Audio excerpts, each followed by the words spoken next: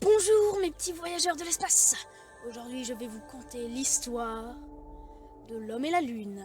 Tout de suite, intro.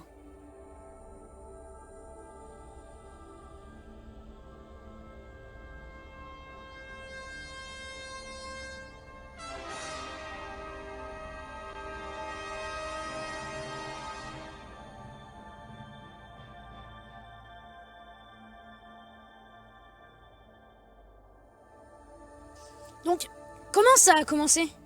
Eh bien pour le savoir, il faut remonter en janvier 1959, au moment où Luna 1, la sonde russe, est le tout premier objet humain à survoler la Lune.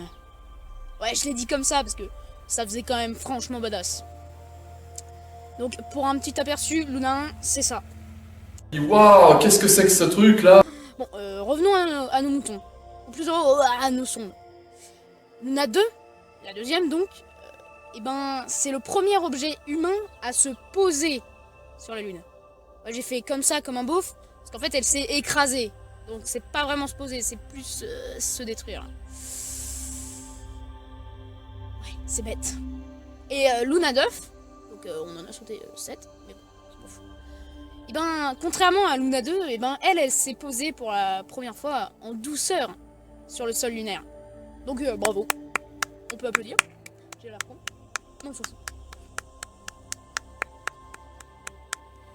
Et du côté américain, il y avait quoi? Eh bien, je vous en ai tout simplement toujours pas parlé parce que ils sont arrivés plus tard dans le game.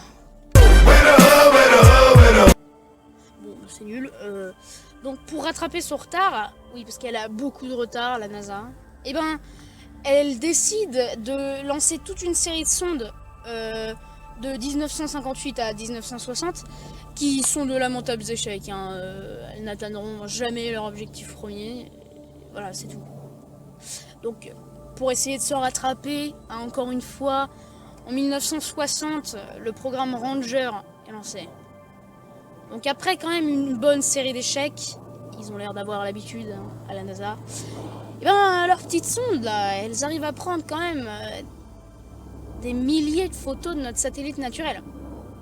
Bon, avant de se le manger, ça faut pas oublier. En 65, un nouveau programme est lancé. Son nom, Lunar Orbiter. Là on reconnaît le côté ricain du truc. Donc quand même, on se moque, mais ces petites sondes là, elles ont bien servi car elles ont pris plusieurs centaines de photos, je pense, des sites d'atterrissage prévus pour les missions Apollo. Donc, elles sont gentilles. C'est des bonnes petites sondes. Hein.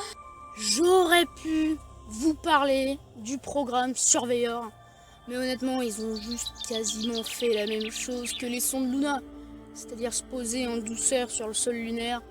Donc, j'avais pas de raison de vous en parler. Puis surtout, je m'en fous un tantinet. Et donc, le 24 décembre 1968, l'équipage d'Apollo 8, la toute première mission habitée pour la Lune, c'est les tout premiers à voir de leurs propres yeux la face cachée de la Lune. Si c'est pas le meilleur Noël de ta vie, putain, t'es vraiment con. Apollo 10 simule une mission pour la Lune avec séparation d'un module lunaire du vaisseau principal qui s'en éloigne. Mais il se pose pas. Ça doit piquer, on est d'accord là-dessus. Hein. Tu peux te poser sur la Lune, mais tu le fais pas. Parce qu'on t'en a interdit. C'est les prochains que tu ne feras pas partie qui iront. La vie nulle! 7 mois plus tard, le 20 juillet 1969, après tant d'années de travail fourni par la NASA, le commandant Neil Armstrong de la mission Apollo 11 est le tout premier homme à marcher sur la Lune. Et il prononcera par la suite les mots qu'on connaît tous. C'est un petit pas pour l'homme, mais un grand pas pour l'humanité. Merci de m'avoir écouté.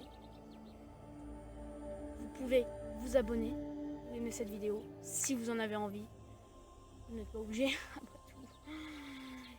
Et puis... il me semble que j'avais un truc à faire aujourd'hui. À tous de DDO, attention pour le décompte final. 10, Oh putain, 9, c'est un décompte. 8, 7, 6, 5, Oh merde! 3, Attendez-moi! 2, unité,